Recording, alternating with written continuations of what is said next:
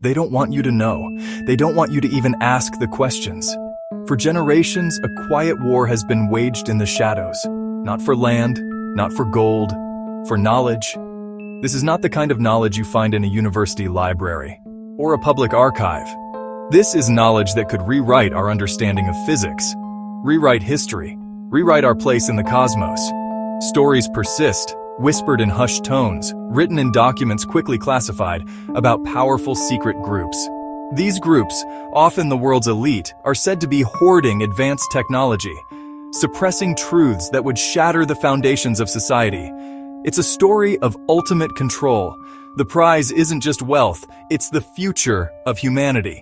A select few have decided the rest of us are not ready for the truth. They believe releasing certain technologies or facts would lead to chaos, the collapse of economies, the downfall of established religions. So they operate in the dark, forming councils, forming committees outside democratic oversight. The path to forbidden knowledge is littered with casualties. These are not soldiers killed in a declared war, but researchers, inventors, writers who simply knew too much. Their stories are a chilling testament to the lengths secret groups will go to protect their monopoly on the truth. Consider the case of Morris K. Jessup, astronomer-author who wrote compellingly about UFOs and ancient anomalies in the 1950s. After receiving mysterious annotated copies of his own book, allegedly from a shadowy military source, Jessup was found dead in his car in 1959. His death was officially ruled a suicide, but many of his colleagues and investigators believed he was silenced for getting too close to the truth about UFO propulsion and the Philadelphia experiment. This pattern of suspicious deaths and disappearances is not confined to the distant past. In the 1980s, a string of at least 24 British scientists working on highly sensitive projects for Marconi defense systems died in bizarre and often violent circumstances. They were all involved in advanced electronic warfare and satellite technology. The official explanations ranged from suicide to freak accidents, but the sheer number of deaths raised alarms. It felt less like a series of tragic coincidences, and more like a systematic purge of individuals who may have had access to or were on the verge of discovering technologies that were meant to remain hidden from the public eye. Beyond the loss of life is the theft of knowledge itself. Countless tales exist of inventors who created revolutionary devices, only to have their labs raided, their prototypes confiscated, and their work classified by government agents. Their names are often erased from the history books, their contributions attributed to others or forgotten entirely. What is this incredible knowledge that is worth killing for? The fields of interest, as described in leaked documents and whistleblower testimonies, read like a catalog of science fiction dreams. These are not just theoretical concepts. They are active areas of research inside deeply classified projects. The goal is to master the fundamental forces of the universe, and in some cases, the very nature of consciousness itself.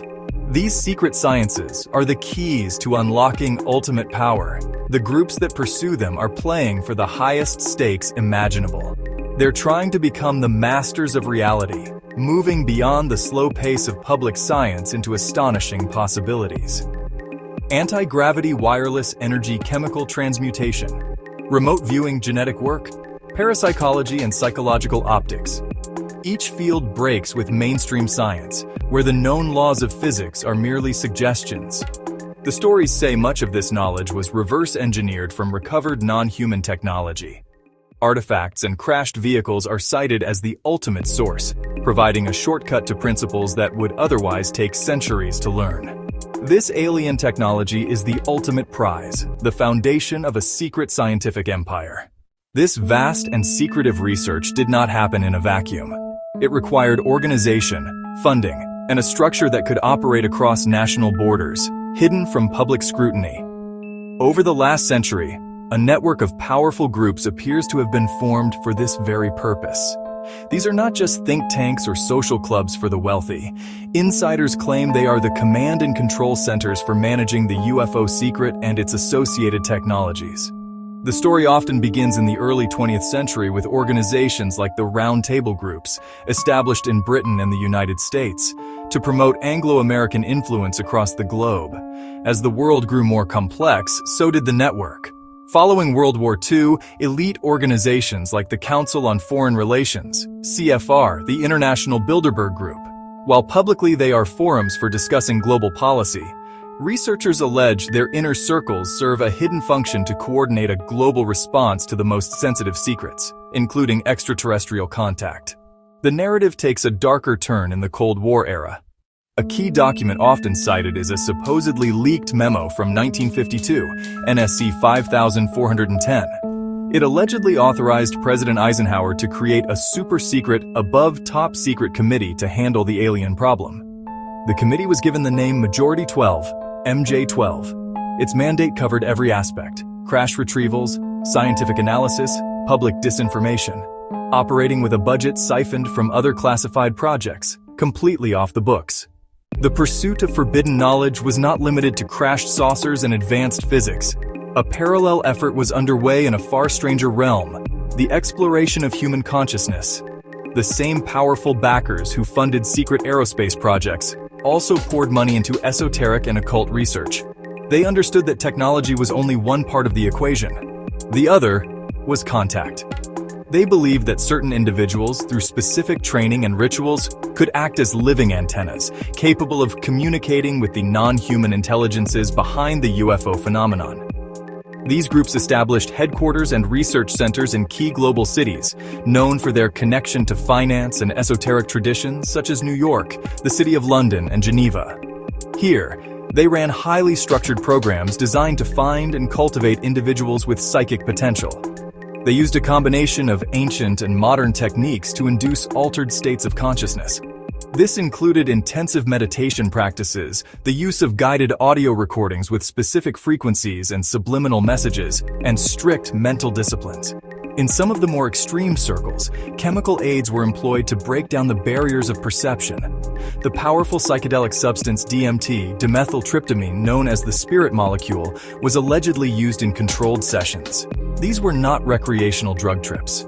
They were highly structured rituals, overseen by trained guides who would record every detail of the participants' experience. All of these files were meticulously cataloged and sent to a central headquarters for analysis, cross-referencing patterns and messages received from the other side. As these secret groups delved deeper into psychic contact and the UFO phenomenon, a terrifying schism in understanding emerged. Initially, many involved believed they were communicating with advanced, benevolent space brothers or enlightened light beings who were here to guide humanity to a brighter future. This narrative was comforting and alluring, promising an end to war, poverty, and suffering. But a darker interpretation took hold among some researchers and insiders. They saw the phenomenon not as benevolent, but as deceptive and parasitic. They pointed to inconsistencies in messages, psychological manipulation of contactees, and disturbing parallels with ancient myths about trickster gods and demons. They called them interdimensional parasites, beings that feed on human emotional energy, fear, chaos, adoration. The wisdom was a lure, a spiritual trap to gain consent and drain life force. The view drew comparisons to the Anunnaki of Sumerian lore, gods who came down from the heavens and created humanity as a slave race. The claim: the same beings are returning in modern guise. Not gods demanding sacrifices on stone altars, but aliens offering salvation. The UFO is a Trojan horse designed to awe and overwhelm, making us receptive. Some link these entities to fallen angels or demons.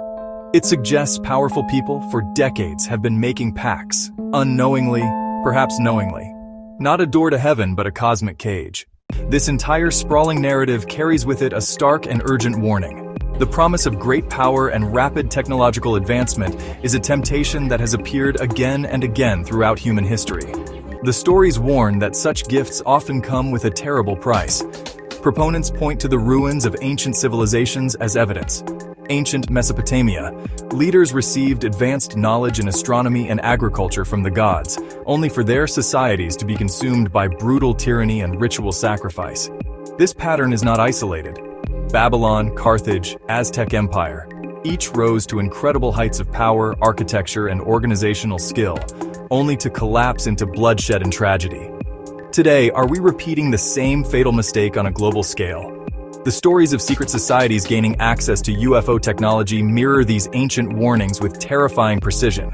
If true, and a shadow government is leveraging alien technology for control, we may be on a path that leads not to a golden age, but to a sophisticated and inescapable form of global tyranny. The human cost would not just be the lives of a few silenced researchers, but the freedom of billions. We could find ourselves living in a world of perfect control, where dissent is impossible and our very thoughts are monitored. As we stand at this crossroads, will we demand transparency and hold the powerful accountable, or will we sleepwalk into a future that has been designed for us by forces we do not understand and cannot control? Our freedom depends on it.